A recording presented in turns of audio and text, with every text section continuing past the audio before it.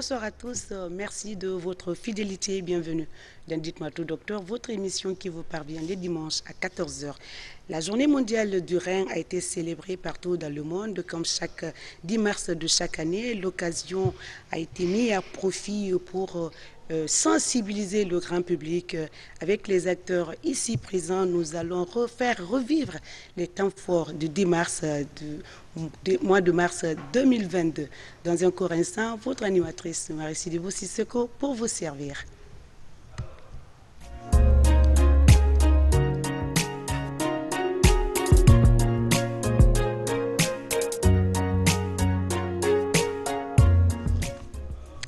Retour à plateau, merci une fois encore de nous rejoindre dans votre émission.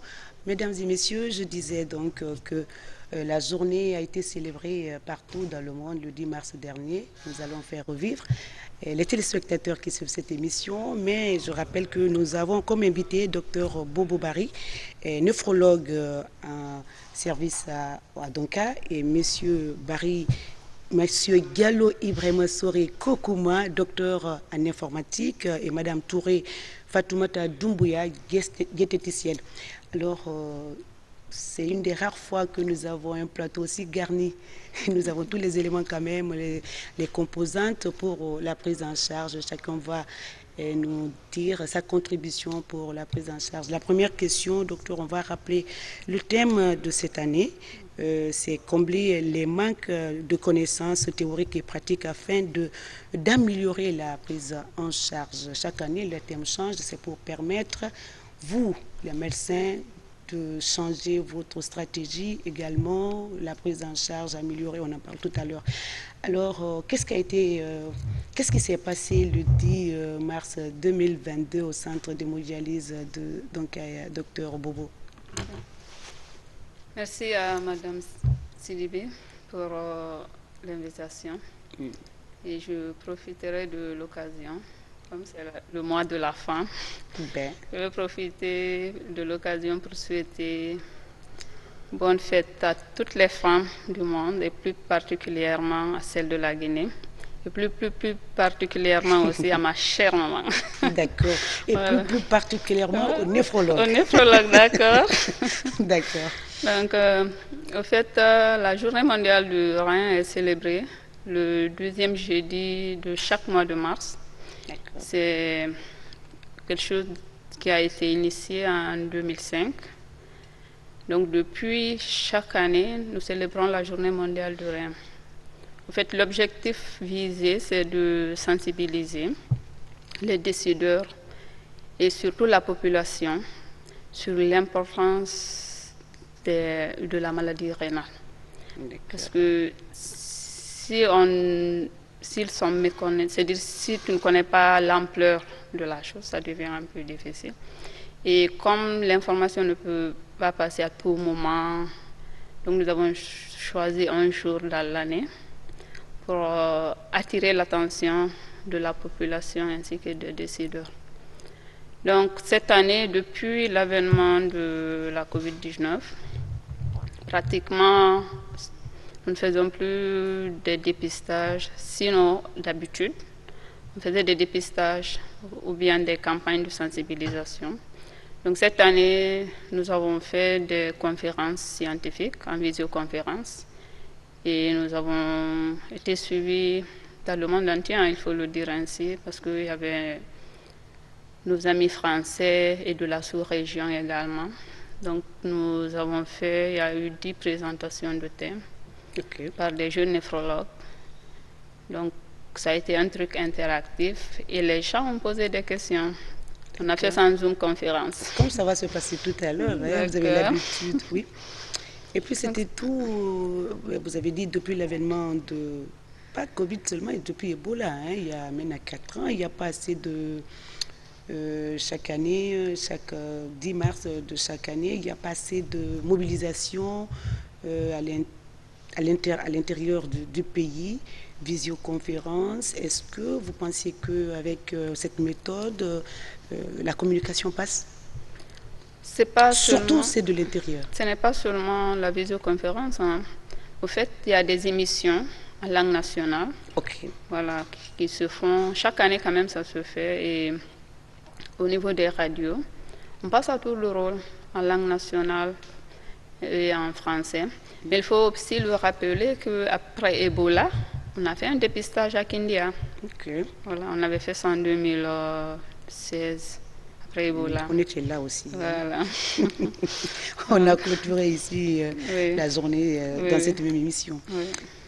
Docteur, vous l'avez dit, maladie silencieuse dans le monde, un adulte sur 10 est atteint d'insuffisance rénale chronique. Le taux de mortalité lié aux maladies rénales continue d'augmenter chaque année et elle devrait devenir la 5e cause de décès d'ici 2040. Aujourd'hui, quels sont les moyens, les canaux de communication, justement, on en parlait tout à l'heure, que vous envisagez pour freiner un peu cette augmentation? En fait, pour freiner cette augmentation, comme je l'ai dit, c'est de sensibiliser les gens. Parce que il faudrait que l'information passe et ça, il faudrait que ça soit médiatisé un peu. Donc, c'est l'objectif même de la journée chez nous. Mais il faut savoir aussi, il y a eu les années antérieures, il y a eu des séances de formation ça a été fait, dans les régions, on avait fait Cancan, Zérékouré, Labé, Kindia, voilà, les grandes préfectures. Et ils ont formé des médecins internistes et ils ont créé, c'est-à-dire une unité de néphrologie. Ils ont été formés, ça a été des formations rapides pour qu'ils aient un peu une idée de cette maladie. Parce qu'en ce moment, on n'avait pas la formation sur place n'avait pas débuté. Okay. Et le nombre de néphrologues était aussi restreint. Donc on était obligé Très limité. Voilà, c'était limité à l'époque. Mais ça s'est fait quand même. Donc du coup, maintenant les moyens que nous envisageons, et nous dirons que ça porte fruit. Parce qu'actuellement, nous avons des références qui viennent de partout. Nous avons des malades qui viennent de partout. C'est parce que sur place, il y a eu déjà des médecins qui arrivent vraiment à poser le diagnostic avant de pouvoir orienter. Alors, la communication, vous avez dit que ça se passe dans les dialectes, oui, Peul, français, à Conakry seulement ou à l'intérieur, dans les radios même, pour dire, cette année, c'est à Conakry seulement. Alors, la communication, la sensibilisation est focalisée sur quoi? Les facteurs de risque ou le dépistage précoce? Les facteurs de risque, surtout, et le dépistage. Précoce. Oui. D'accord. Cette maladie est encore appelée tueur silencieuse. Pourquoi cette appellation, docteur? Parce que la maladie rénale, elle est asymptomatique. Et il faut le savoir. Il faut savoir que nous sommes en Afrique. Même nos médecins qui parlent la rare sont ceux qui font un check-up annuel. Oui, check-up annuel, il faut avoir... Donc du coup, c'est une maladie... Quand les symptômes apparaissent, ça se trouve que tu as 85% de des néphrons qui sont détruits.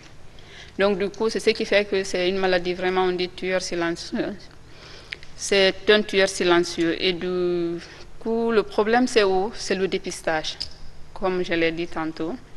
Parce qu'il suffit juste de faire un dépistage, soit une bandelette urinaire ou faire le dosage d'une créatinémie. Sans ça... On ne peut pas le savoir. C'est gratuit, le dépistage Le dépistage... Bon, lors des journées, par exemple, ça peut être gratuit, mais après, on paye. Lors des journées, c'est gratuit parce que quand on a fait Kindia, on avait fait une bandelette et on avait fait un bilan sanguin à tous ceux qui étaient dépistés. Et après ça, à part la journée, on paye.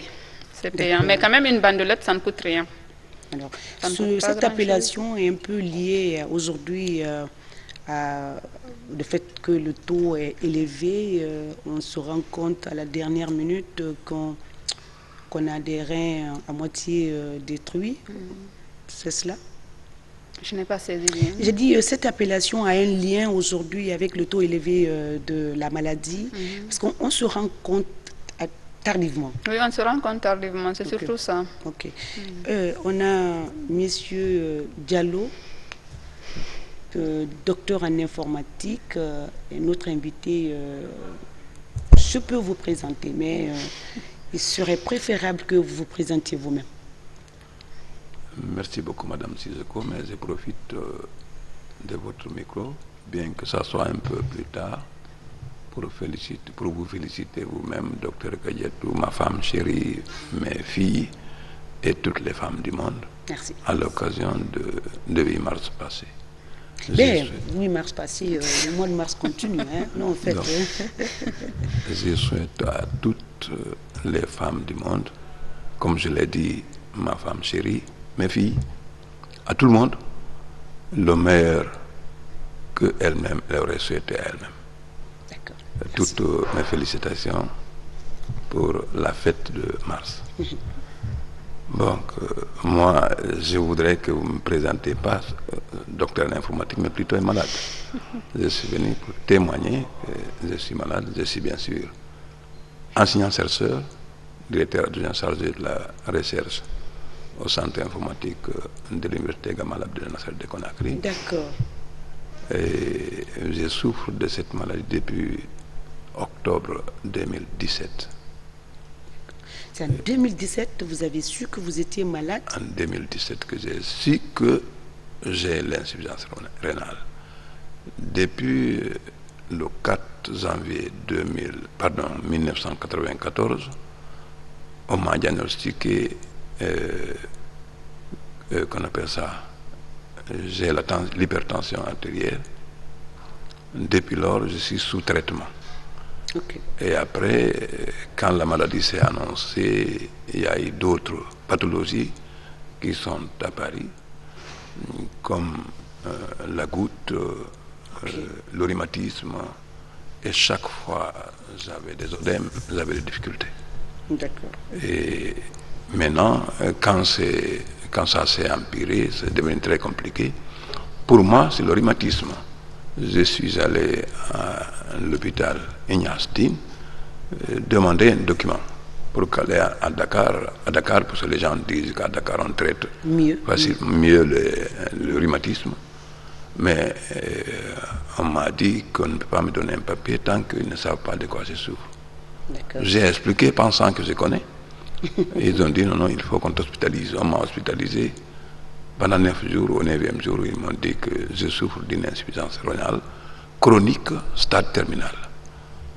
Pratiquement, j'avais perdu complètement l'espoir. Pour moi, stade terminal, c'est comme la tuberculose. Quand on dit stade terminal, c'est fini. Le sida, tout, etc. Voilà, bon. Et finalement, on m'a admis à Donka, à l'urgence. Et le centre d'hémodialyse m'a pris en charge. J'ai commencé à faire les séances à Gbessia. J'y ai fait 5 séances. C'est après seulement que je me suis rendu compte où je suis. J'ai été trimballé à l'urgence, inconscient. Je ne sais pas ce qui se passe. C'est quand j'ai bénéficié de quelques séances d'hémodialyse que j'ai pu me rendre compte où je suis. Ok. Voilà. Ça, c'était en 2017 toujours? 2017, octobre 2017. Très bien. Docteur, avant de revenir, de continuer avec Monsieur Diallo, est-ce que vous pouvez nous rappeler les facteurs de risque de la maladie et les personnes à risque? Les facteurs de risque de la maladie, c'est surtout les facteurs de risque cardiovasculaire. Parmi eux, nous avons l'obésité, surtout l'hypertension artérielle, le diabète. Et puis, il y a la sédentarité. Ça, c'est des facteurs, c'est-à-dire c'est des facteurs de risque au fait. Mais sans oublier les médicaments de la rue. Les médicaments de la rue. Oui. Parce que dire les médicaments de la rue, c'est dire on a accès à tout. Normalement, il y a de ces médicaments qu'on ne peut pas... Il n'y a pas de vente libre. C'est sur ordonnance. Et quand c'est à la rue, tu as accès à tout. Donc du coup, c'est surtout ça. Mais il faut savoir aussi qu'il y a des gens qui naissent avec des problèmes, une maladie rénale. Mais c'est rare ou bien c'est rare, c'est très rare. C'est 1 sur 1000, c'est rare. Très bien. Et sinon, il y en a. Mais surtout les facteurs de risque cardiovasculaire. Normalement, un hypertendu, un diabétique, 1 fois par an, doit avoir un bilan rénal. Si le premier bilan rénal est tout à fait normal, donc une fois par an. Et ceux qui ne sont pas hypertendus, vous recommandez quoi par exemple? Un dépistage annuel. Annuel. Oui. D'accord. Même quelle que soit la C'est-à-dire quelle que soit la personne, si vraiment tu as un premier bilan rénal qui est normal, il faut faire un bilan rénal au moins 1 fois par an. D'accord. Ce serait intéressant. Ok. Docteur, Monsieur Diallo, vous nous avez un tout petit peu raconté la maladie. Aujourd'hui, vous êtes sous dialyse. Et physiquement, on ne vous confond pas ou oui, vous n'avez pas l'air de quelqu'un qui est sous dialyse. Est-ce que vous pouvez nous dire le secret? Le secret, je l'ai devant moi. Le docteur Kadiatou s'est occupé de moi depuis que je suis tombé malade, depuis qu'on m'a dépisté, depuis que je l'ai vu. Donc je peux la considérer comme médecin et comme ami. Donc à chaque fois, il me dit ce qu'il faut faire et ce qu'il ne faut pas faire. Et heureusement, grâce à Dieu, j'essaie de suivre. Et j'ai été pendant 20 jours au Maroc. Il y a un professeur marocain qui me dit, il y a beaucoup de personnes qui souffrent de cette maladie. Il ne faut pas l'accepter. Il ne faut pas la considérer comme si vous êtes foutu. Il y a des grands médecins, des grands, qu'on appelle ça, juristes, qui sont malades, mais ils s'occupent de leurs travaux. Ils continuent à travailler comme si de rien n'était. Vous faites votre dialyse et vous continuez à travailler. C'est en ce moment, dès que je suis revenu à Gamal, en Guinée, j'ai dit d'établir mon emploi à temps, comme d'habitude. Et mes collègues ont dit non, tu ne supportes pas, je vais supporter. D'accord. Et depuis lors, j'ai continué à enseigner pratiquement comme si de rien n'était. Alors, vous avez réaménagé votre emploi de temps. La dialyse, c'est combien de fois par mois ou par semaine? C'est deux fois la semaine. Okay. Le reste, c'est vous qui proposez, c'est vous qui choisissez les jours de dialyse ou bien c'est les médecins? Ils nous proposent 2 séances, mais on aménage. Ok, vous choisissez les jours qui vous conviennent, par exemple, selon le programme de l'université? Au contraire, j'ai choisi les jours de l'université selon l'emploi de temps de dialyse. Mais en fait, qu'après la dialyse, vous retournez à l'université ou vous retournez à la maison? Non, généralement, on est fatigué et puis il y a le calendrier qui, des fois, on vient très tôt, à 5 h du matin, on sort à 20 h. Donc, c'est exclu que je puisse prévoir de travailler le jour de dialyse. Okay. Mais les autres jours, je me débrouille à assumer mes fonctions d'enseignant-chercheur. Vous avez dit, docteur, vous la considérez comme votre sauveur, hein? Oui, votre ami en tout cas, et elle vous dit ce qu'il faut faire, ce qu'il ne faut pas faire. Est-ce que vous pouvez nous dire certaines choses qu'il vous a, disons, interdit de faire ou de ne pas faire? Un conseil globalement à tous les malades d'insuffisance rénale, et ne pas beaucoup boire. Okay. Ne pas beaucoup boire d'eau, sauf si on sent que c'est possible. Vous avez soif. Parce que si l'organisme recommande encore fortement, on ne boit pas, il y aura d'autres conséquences. Donc ils nous disent de mesurer la quantité d'urine qu'on évacue par 24 heures, et si on obtient ça, on peut boire autant qu'on évacue. Et les aliments, l'alimentation, ne pas manger trop gras. Oui, on a une diététicienne, voilà. C'est pourquoi Mme Touré est notre invitée. Et avant, on accusait, ou en tout cas on mettait l'accent sur l'alimentation, tout ce qui est gras, sucré, salé. que c'est ce qui cause, ou les gens qui boivent de l'alcool, mais ça tient pas aujourd'hui. Scientifiquement, ça tient pas. C'est les facteurs de risque qui provoquent la maladie. Aujourd'hui, l'éventail est grand et il y a une nutritionniste, une diététicienne pour permettre aux malades de bien manger. Alors, Madame Touré, est-ce que vous pouvez aussi vous présenter et nous dire le rôle d'une nutritionniste, d'une diététicienne dans la prise en charge? Oui, bien sûr. Bonsoir à tous. Je suis Madame Touré Fatoumata Doumbouya. Je suis co-gérante de Dietbox, qui en gros veut dire diététique box. Donc, diététique, on sait, c'est généralement manger des aliments assez nutritifs. Et box, pourquoi? Parce qu'on essaie de proposer en fait à différents types de personnes des repas pour le petit déjeuner, pour le goûter, pour le déjeuner et pour le dîner. Donc, à la base, nous, on existe depuis pas vraiment longtemps.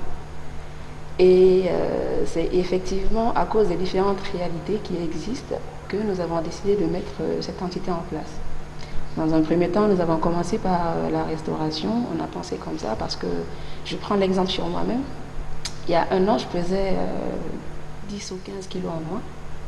Parce qu'à un moment donné, j'étais disons, en obésité.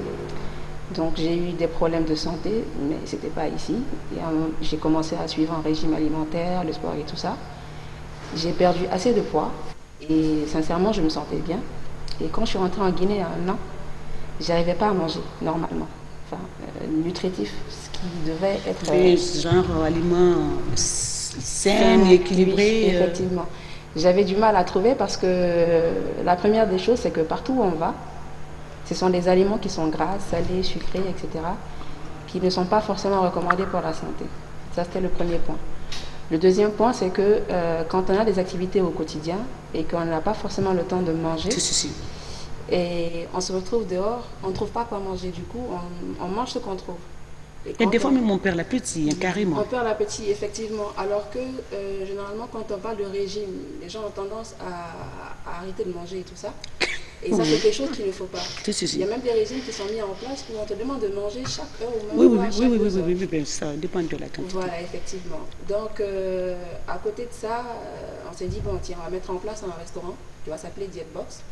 Et on va essayer d'avoir des adhérents parce qu'il y a beaucoup de personnes qui ont certainement ce même problème-là, qui veulent manger bien. Et entre-temps, on s'est dit, bon, tiens, après, tout le monde n'a pas forcément la possibilité de payer, par exemple, un restaurant diététique. Parce que quand on prend le global, en fait, ça peut revenir cher.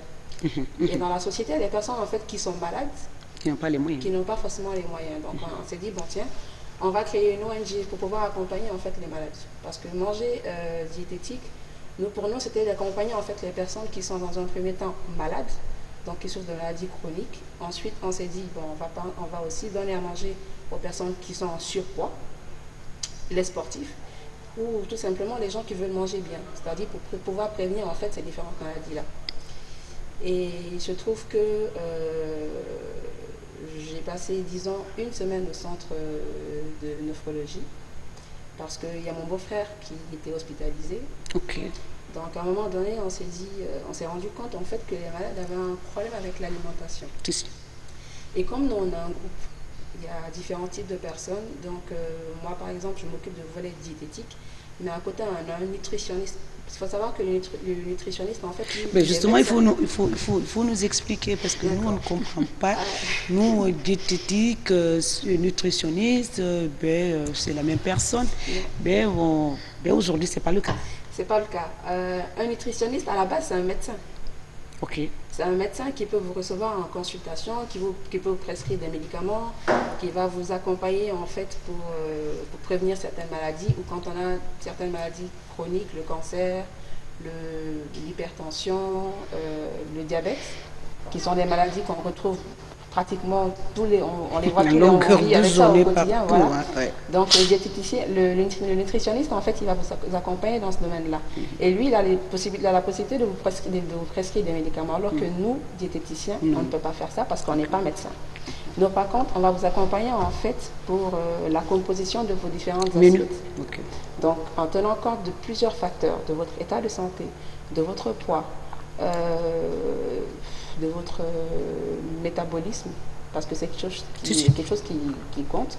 On peut mettre en place un régime qui va vous et moi, ça ne marchera pas. Oui. On va poser des questions, mais c'est tout à fait normal parce qu'on n'a pas les mêmes morphologies. Donc ça, par exemple, le nutritionniste, lui, il est mieux placé pour savoir quel type de régime une personne X peut avoir. Habilité à manger. Exactement. Et nous, à ce moment-là, nous, les diététiciens, on pourra effectivement composer les assiettes des personnes en fonction de ça. Okay. Donc, c'est un peu là, en fait, la différence entre le diététicien et le nutritionniste. Très bien. Vous êtes basé au centre de néphrologie? Non, nous ne sommes pas basés au centre. Par contre, on a participé à la journée mondiale du rein, sur l'invitation du professeur Kaba, effectivement. Et ce jour-là, on a eu à distribuer des plats aux différents malades.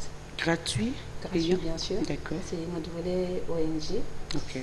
Et on a aussi fait une étude parce qu'il faut savoir que les malades du rein ont une alimentation qui est assez différente. Okay. Parce qu'on va prendre par exemple les personnes qui souffrent d'autres maladies, par exemple d'hypertension, de diabète, des personnes en surpoids, etc. On va prendre un exemple, on va leur dire, bon, mangez par exemple du riz complet. On va manger du riz complet, le riz de chez nous par exemple, le baravara et tout ça. Pour un malade en insuffisance rénale, c'est quelque chose qui n'est pas recommandé. Parce que ça, par exemple, c'est un aliment qui est riche en protéines. Alors qu'une personne qui est en maladie rénale n'est pas censée consommer beaucoup de protéines. Il doit essayer de limiter ça, notamment le potassium, le phosphore, le sel, le sucre, etc. Et même là, on va prendre par exemple des malades qui sont en insuffisance rénale, stade 1, 2, 3, 4, 5. Il y en a qui sont en dialyse, qui sont en hémodialyse. Et là aussi, l'alimentation est différente. C'est différente. Voilà. Donc c'est tout ça qu'il faut étudier. Et il y a des malades qui ont le diabète, qui n'ont pas d'hypertension. Il y en a qui ont l'hypertension, qui ne sont pas diabétiques. Et il y en a qui ont les deux. C'est-à-dire, ils ont l'hypertension, ils ont le diabète, mais en plus, ils sont en insuffisance rénale. Donc, s'il faut donner à manger à ces personnes-là, il faut déjà discuter dans un premier temps avec le malade. Parce que déjà le fait. Mais ça va être le rôle du nutritionniste. Hein? En fait, on fait les deux. Il faut que les deux soient là. Ok, le nutritionniste va être là, le diététicien aussi va être là. Parce qu'il faut savoir qu'en plus, c'est une transition.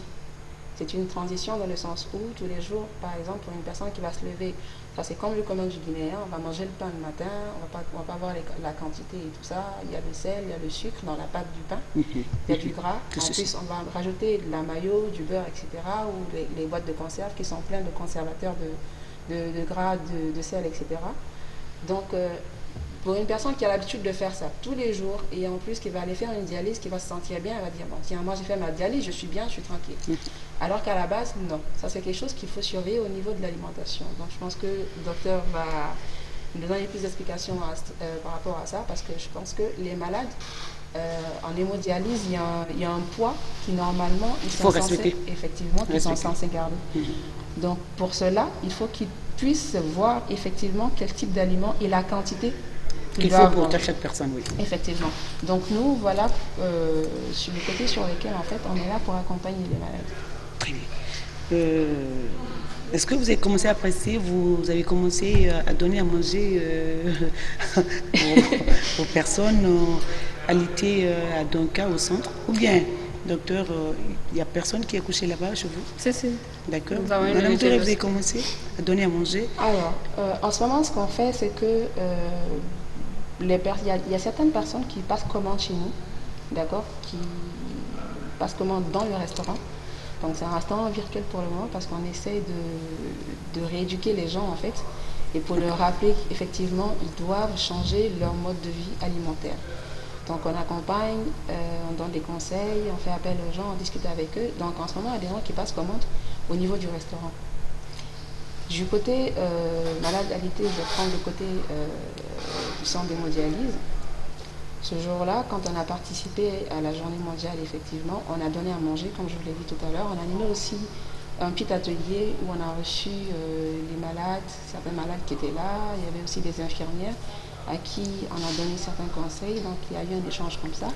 Ce qu'on leur a demandé, c'est que nous, on avait la possibilité de leur fournir en nourriture adaptée.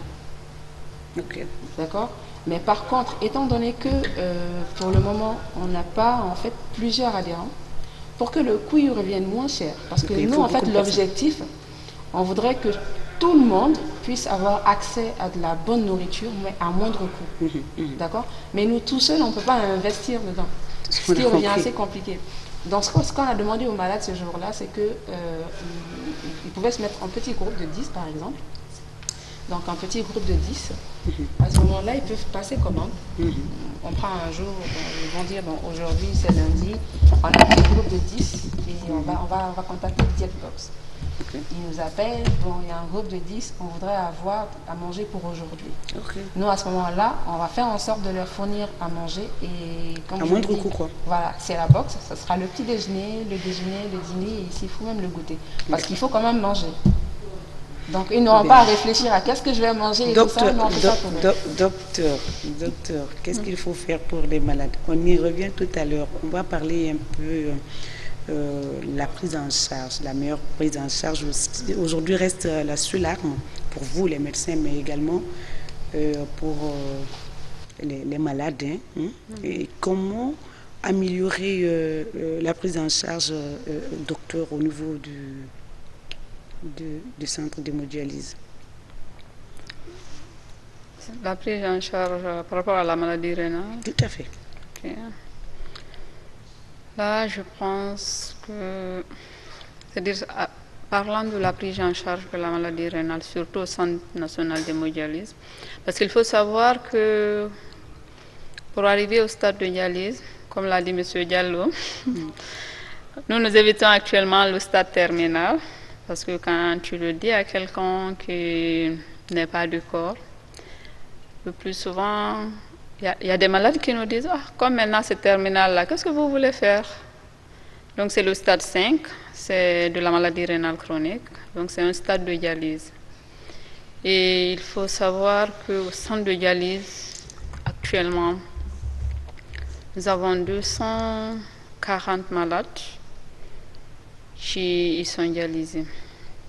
Et ces malades viennent de partout. Parce que c'est le seul centre public. Justement, c'est ce que je voulais demander, le seul centre national à Conakry. Et comment est-ce que vous arrivez à gérer tout ce monde-là en même temps? Pratiquement, on n'arrive même pas à gérer tout le monde, parce qu'il faut savoir, c'est le seul centre. Le centre est subventionné. Et chaque année, l'État subventionne un nombre limite de malades. Waouh, mais si tu n'es pas dans cette catégorie, tu fais comment? Non, ce n'est pas le fait d'être dans la catégorie ou pas. C'est une liste d'attente qu'on avait.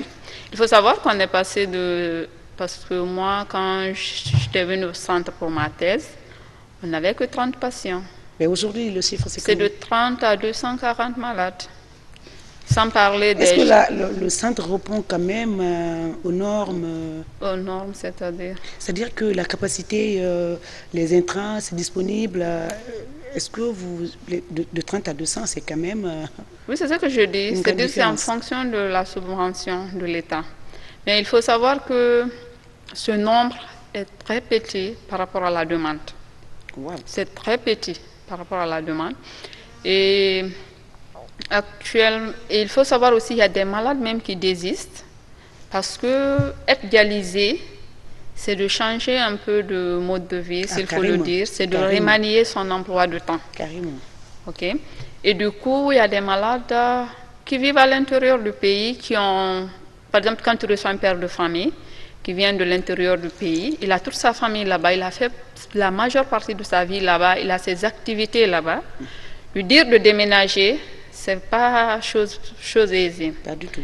Donc, ce que nous lançons comme message, c'est de vraiment nous aider à décentraliser et pour qu'on ait des centres dans les régions. Les grandes préfectures. Voilà. Là, ça va mieux arranger la population. Parce que si il faut venir à Conakry, c'est vraiment compliqué. Et je profite aussi de l'occasion pour remercier le gouvernement parce que quand il fournit assez d'efforts. Voilà, qui fournit assez d'efforts. Mais il y a encore des défis à Mais relever. voilà, il y a des défis toujours Ah à oui, relever. surtout de 30 à 200 et quelques, c'est beaucoup d'efforts à mettre en place. Oui, c'est beaucoup d'efforts à mettre en place. Et c'est ce que je vous ai dit tantôt. Le nombre, c'est-à-dire, cette capacité est minime par rapport à la demande. Oui. Donc, on va continuer. Je crois la que le meilleure numéro est chose. affiché au bas de l'écran, le 620 58 90 73. Vous pouvez commencer à nous appeler sur ce numéro.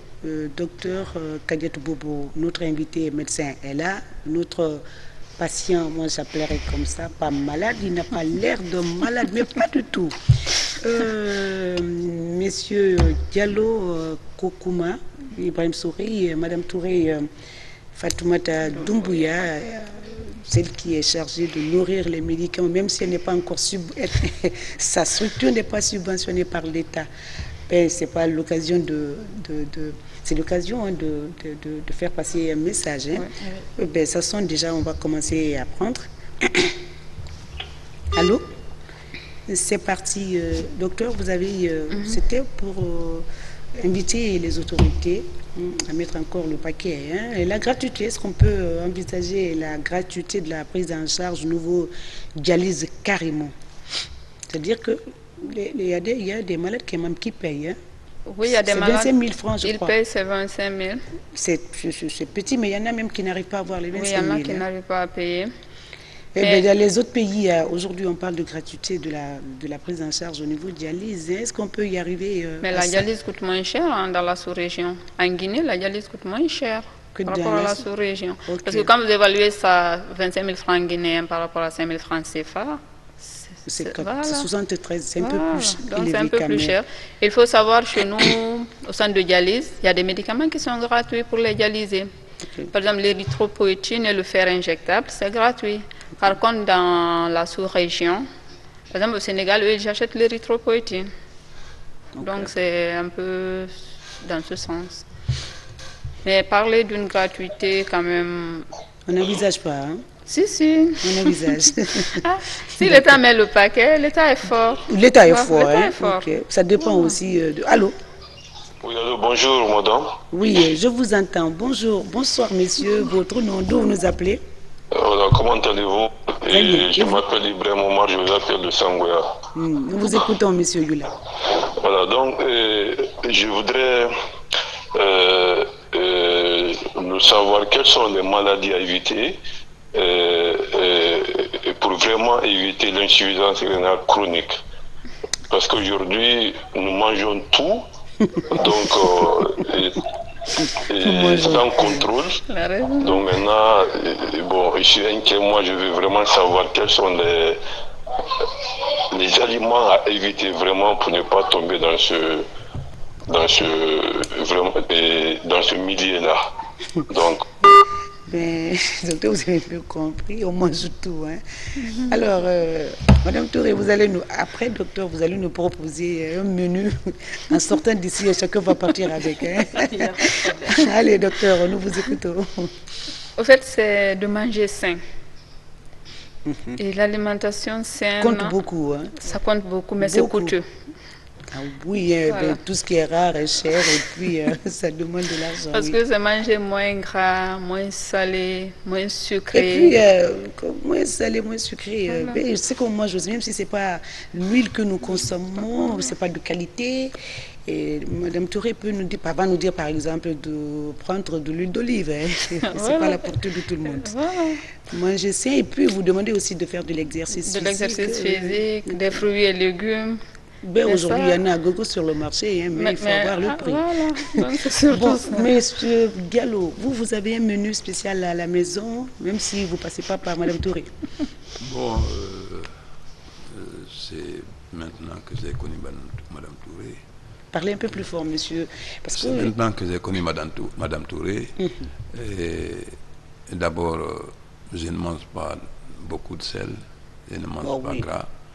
Et à chaque occasion, je prends les concombres, les tomates, les fruits et légumes. j'en consomme régulièrement. Très bien. J'évite Kib Maggi, j'évite... Ah non, tout le monde doit éviter... Madame Touré, hein, vous nous dites tout le monde doit éviter ça, non? Bon, moi particulièrement, je n'en utilise pas dans ma cuisine. Voilà. Pour être une bonne cuisinière, c'est pas jumbo. Monsieur Diallo, vous avez bien fait de nous rappeler ça, nous les femmes, hein, pour convaincre, ils mettent beaucoup de jumbo, il y a toutes sortes de jumbo sur le marché aujourd'hui.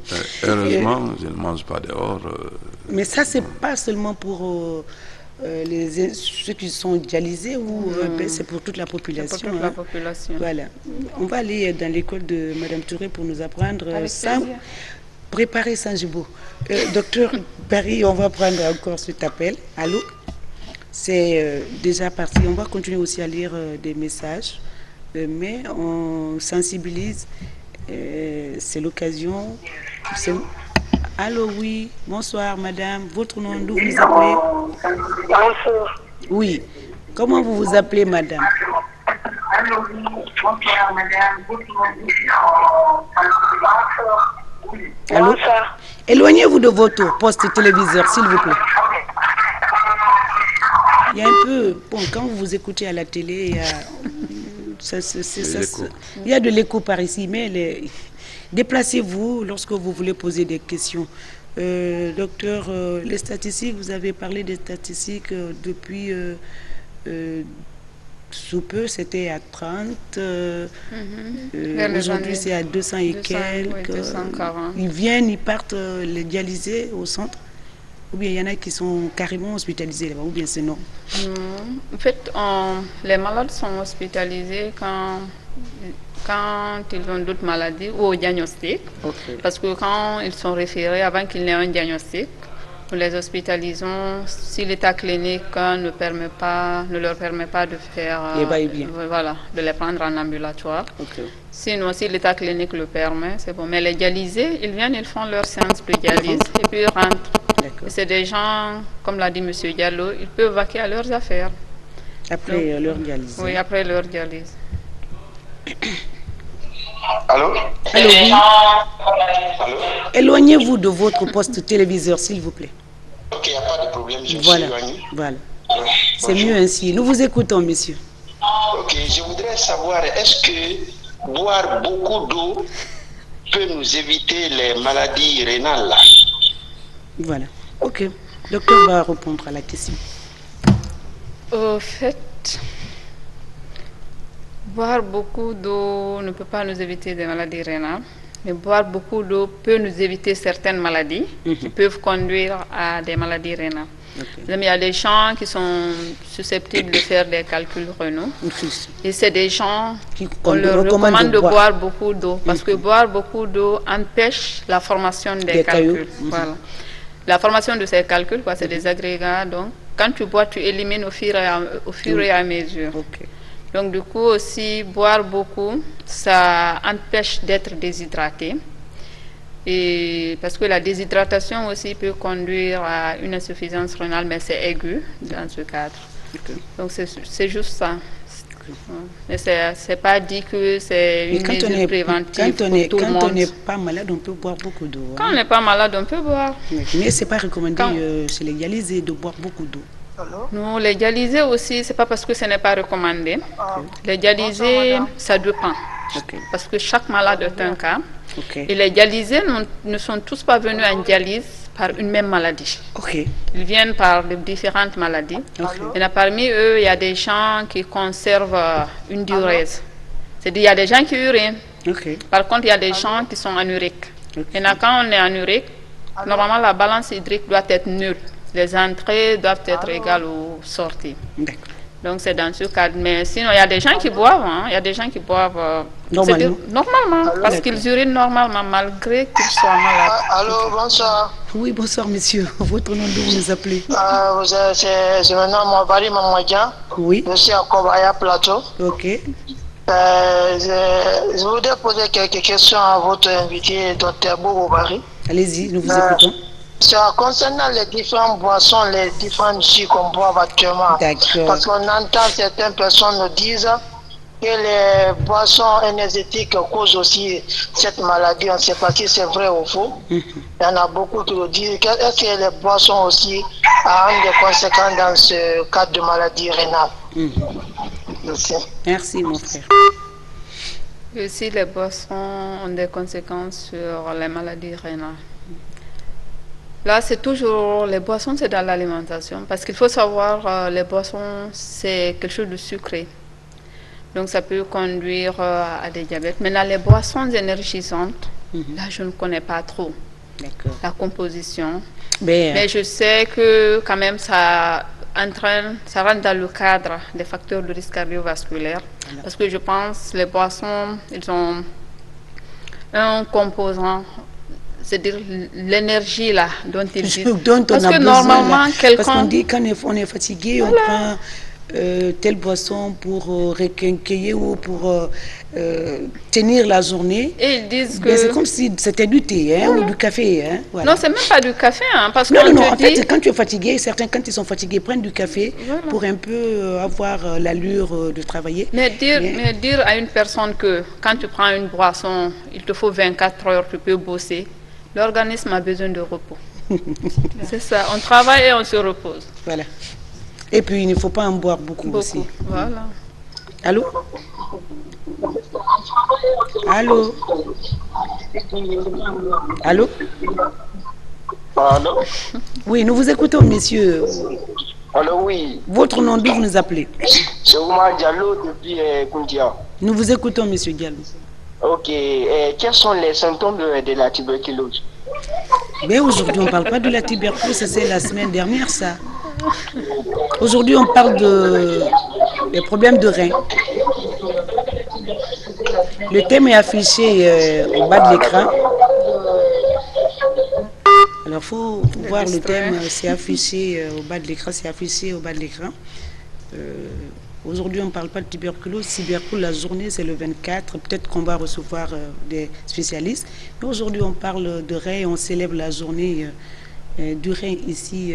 Madame Touré, est-ce que vous pouvez faire une petite lecture par rapport aux boissons énergisantes rapidement, avant de prendre un autre appel? Alors déjà, moi je vais parler des boissons tout court qu'on retrouve sur le marché. Ce sont des boissons qu'il faut vraiment limiter parce qu'à la base, quand on prend une boisson énergisante ou quand on prend une autre boisson que l'on retrouve dans les différents supermarchés, on ne sait pas ce que ça contient. Pas supermarché, supermarché sur le marché, dans les magasins, dans les boutiques et tout ça. On ne sait pas en fait ces boissons sont conçues à base de quoi.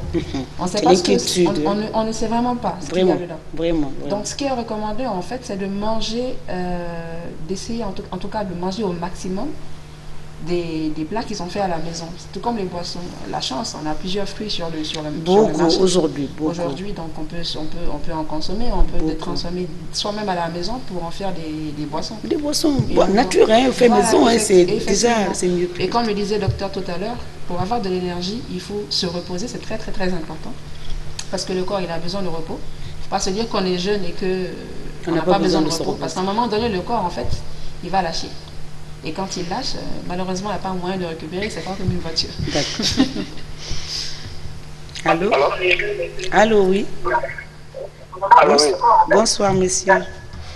Bonsoir, vous allez bien? Très bien. Éloignez-vous de votre poste téléviseur, s'il vous plaît. Éloignez-vous de votre poste téléviseur. Il y a trop d'écho. Monsieur Barry, Diallo. Monsieur Diallo, Monsieur Diallo Ibrahim Souri, un message, nous arrivons vers la fin de l'émission.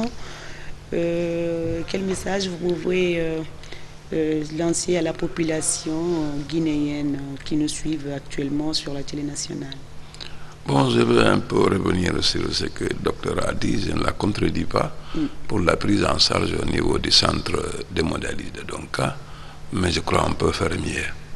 Parce que la prise en charge de 25 000 francs, elle est partielle. Tous les examens que le malade doit faire, tous les médicaments pratiquement qu'il doit acheter, c'est à sa poche. Oui.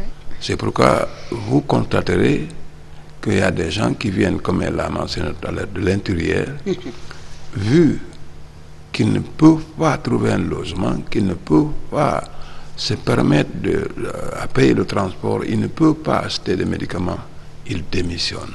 Wow. On a assisté à plusieurs cas, ils disent non, je préfère aller mourir au village. Donc c'est pourquoi je profite de l'occasion que l'État fasse ce qu'il s'est engagé à faire là, décentraliser le centre d'hémodialyse de Donka au niveau des régions, et s'ils peuvent encore augmenter la prise en charge. En ce qui se passe au Sénégal ici, dans chaque clinique où le malade se présente, le malade dialysé se présente, que ce soit une clinique privée ou publique, il peut faire sa dialyse gratuitement. Oui. S'il est sénégalais, bien sûr. S'il est sénégalais, hein, ça il faut. Il peut faire sa dialyse gratuitement. Il ne paye même pas 25 000. Il ne paye rien. Et les médicaments, on lui fournit, on lui donne les médicaments, tous les examens. La gratuité est absolue. Si on peut atteindre, l'État peut arriver si à on cela. peut atteindre cet objectif, je crois qu'on va résoudre beaucoup de problèmes. Et moi, j'ai souffert de l'hypertension artérielle qui probablement m'a conduit à ça. C'est pas parce que je ne suis pas suivi, je suis suivi. Depuis que je suis arrivé, depuis que je suis arrivé en Guinée en 2000, je suis suivi par un professeur Dadi à Ignace Lin. C'est pas, je ne suis pas allé au marché pour acheter des médicaments. Oui. Donc je suis suivi. Très certainement, c'est l'hypertension artérielle. Et puis les médicaments, les produits, tous les produits sont toxiques. Donc, et c'est les reins, en ce que je sache, c'est les reins qui filtrent. Donc, du fait que les reins, chaque fois, sont en train de lutter avec les médicaments qui sont toxiques, alors ils prennent le coup. Mais monsieur Diallo, cette explication est logique et scientifique, hein, ce que vous avez dit là. Oui, mais c'est sans commentaire. Docteur Barry, avant d'arriver à la fin, est-ce qu'aujourd'hui il y a des cliniques, des centres privés qui s'occupent un peu des personnes malades en état d'insuffisance rénale? Oui, au stade de dialyse, oui. Oui, il y a des centres privés. Oui, il y a des centres privés. Okay. Là, l'État n'intervient pas, de subvention. Non. Ça doit être un peu plus cher là-bas. Oui, la séance autour d'1 million. Ça va aller, le minimum, c'est à partir d'1 million quand même, au privé. C'est ça, c'est pas à la portée de... Ça, Et j'espère que le message de monsieur Diallo et celui de docteur va tomber dans de très bonnes oreilles, mais pour améliorer la prise en charge, pour arriver, pourquoi pas, à la gratuité des personnes à la phase dialysée. Madame Touré, un message avant de clôturer, on n'a pas beaucoup plus de temps, mais est-ce que je vais voir si on a des messages? On va prendre ce dernier appel avant de lire 2 ou 3 messages s'il y en a. Allô? Allô? Oui, éloignez-vous de votre poste téléviseur. Oui, nous vous écoutons. Éloignez-vous de votre poste téléviseur, rapidement. Oui, nous vous écoutons. On ne l'entend pas, on l'entend, il ne nous entend pas. Donc, on va le laisser voir si on a des messages. Aujourd'hui, je pense pas.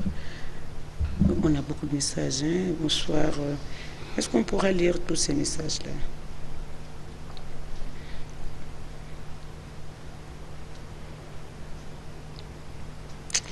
Alors, bonsoir mesdames et messieurs, je suis Mariam Barry depuis Koya. Je veux vous poser une question, docteur. Quelles sont les causes de la maladie? Vous pouvez noter, on va prendre quelques trucs que vous allez, quelques questions. Salut maman, vraiment votre émission est très agréable. Merci à vous, c'est des questions. Merci.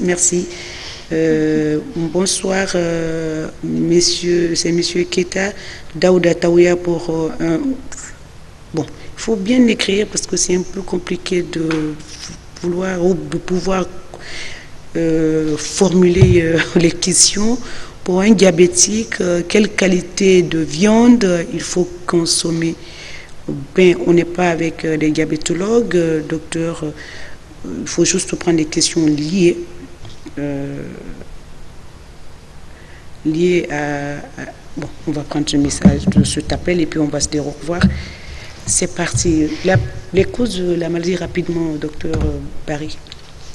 Les causes de la maladie. Oui. Si nous prenons en 2020, de 2016 à 2020, nous avons essayé de faire une étude pour voir parmi nos malades qui arrivent en néphrologie, qui ont une insuffisance rénale, quelles sont vraiment les causes réelles. Hein? Voilà.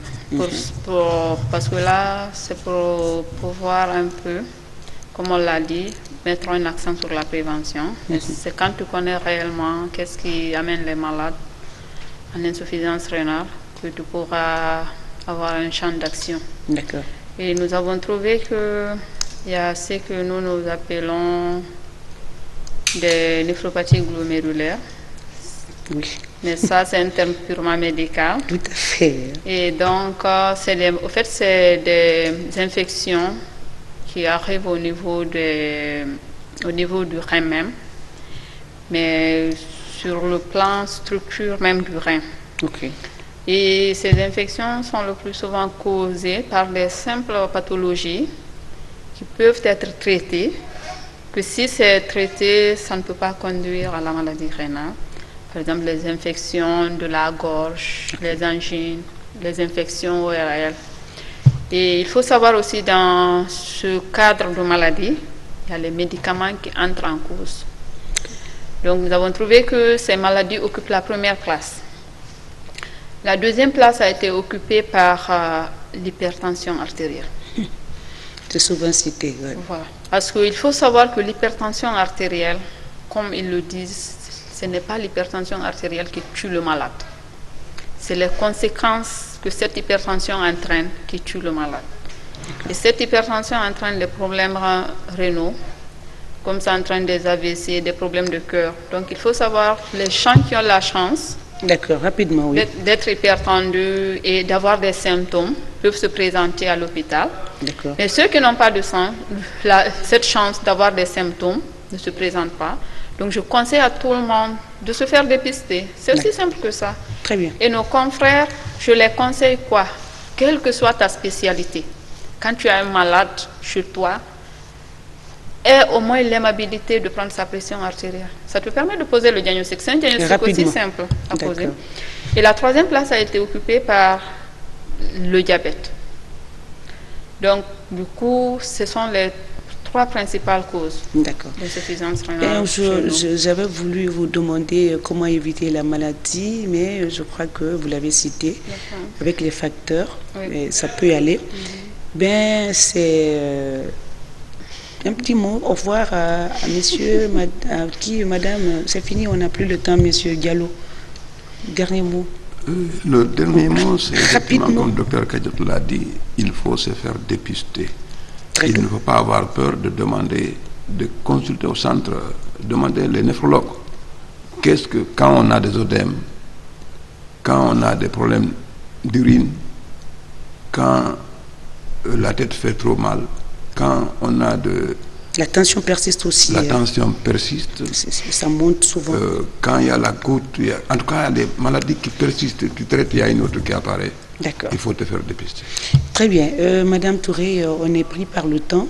Je rappelle que nous étions avec Dr Kadiot Bobo Barry, néphrologue à Donka, et Monsieur Ibrahim Souri Kokouma Diallo, docteur en informatique, et Madame Touré Fatoumata Doumbouya, diététicienne, qui était donc nos invités respectifs. Je rappelle le thème. Le thème du jour, c'est la journée mondiale en rétrospective. C'est notre manière à nous de célébrer cette journée. On se retrouve donc la semaine prochaine pour parler d'autres pathologies dans votre émission. Dites-moi tout, docteur. Merci à l'équipe technique qui m'accompagne tous les dimanches pour la réalisation. D'ici là, prenez soin de vous. Mangez moins sucré, moins salé.